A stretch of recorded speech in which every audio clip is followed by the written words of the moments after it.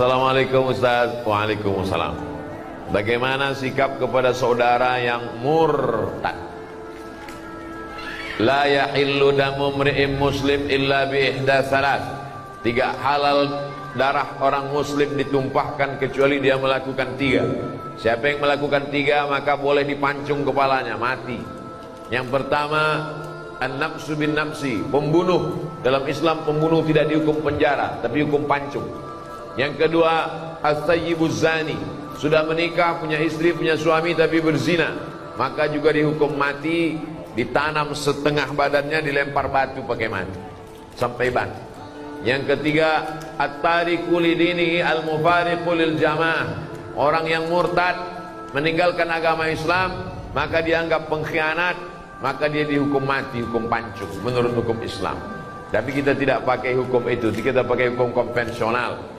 Apalagi liberal sekuler bebas, orang gonta-ganti agama seperti ganti sendal, seperti ganti baju. Pakai baju ini tipis kedinginan, pakai baju tebal. Pakai baju tebal kepanasan, pakai baju tipis. Enak saja. Bahkan di podcast orang murtad enak aja ngomong, seenaknya menghina agama, tak bisa ditegakkan. Jadi bagaimana sikap kita sebagai keluarga? Jangan putuskan, karena kalau putus dia semakin nyasar, semakin jauh. Kalau masih ada nomor handphonenya, tetap tiap hari kau mesti balik kepada Islam. Wa man yartadda minkum an dinihi, siapa yang murtad dari agama Allah maka dipancung kepalanya. Lalu kemudian mesti dikasih tahu, kau nanti kalau mati tidak diterima Allah. Wa man yabtaghi ghairal islami dina, siapa yang mencari agama selain Islam, falan yuqbala min, maka dia tidak akan diterima Allah. Wa huwa fil akhirati minal khasirin, di akhirat termasuk orang rugi, karena masuk neraka khalidina fiha abada, kekal selamanya.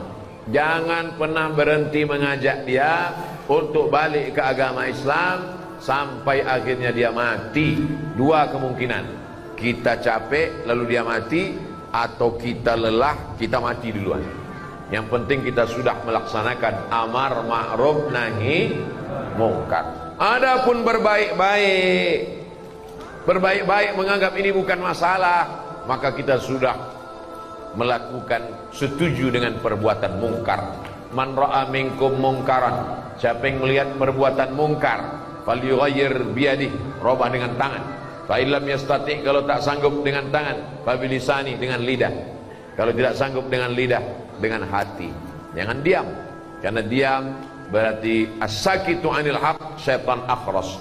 Orang yang diam terhadap kebenaran diinjak-injak. Orang minum khamar aja kita tak boleh diam. Innamal khamru khamar, wal maisir judi, wal ansab menyembelih binatang untuk berhala, wal azlam mengundi nasib, rijsun najis min amali syaitan, perbuatan syaitan. Fajtanibu, jauh. Apalagi yang lebih hebat daripada zina, lebih hebat daripada minum khamar, apa dia? Murtad. Nauzubillah. Mudah-mudahan Allah selamatkan keluarga, tetangga, anak cucu kita dari murtad. Luar biasa gerakan pemurtadan sekarang. Dinikahi, pura-pura masuk Islam, setelah punya anak dia ancam, kalau kamu mau tetap suami saya, ikut agama saya.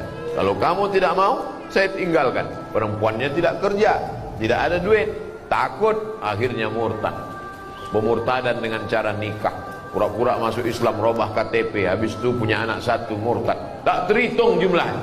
Makanya anak-anak ibu kalau pacaran, lihat dulu agamanya. Jangan karena mobilnya lalu dinikahkan, jangan karena pekerjaannya, karena PNS-nya, karena jabatannya, rugi.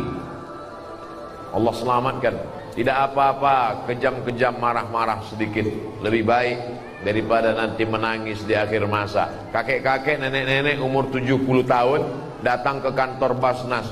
Waktu itu saya dewan sosialisasi Basnas. Ustadz Somad nggak usah ikut rapat. Kenapa Pak Ketua? Ustadz itu ada mau orang konsultasi. Ada apa Pak? Anak saya perempuan nikah dengan non muslim, dia mau alaf masuk Islam. Setelah anak 3 dia murtad. Sekarang 5 keluarga saya murtad Pak Ustadz. Anak saya, mantu saya, cucu saya 3. Saya waktu itu ragu mau ngasih tahu tegas,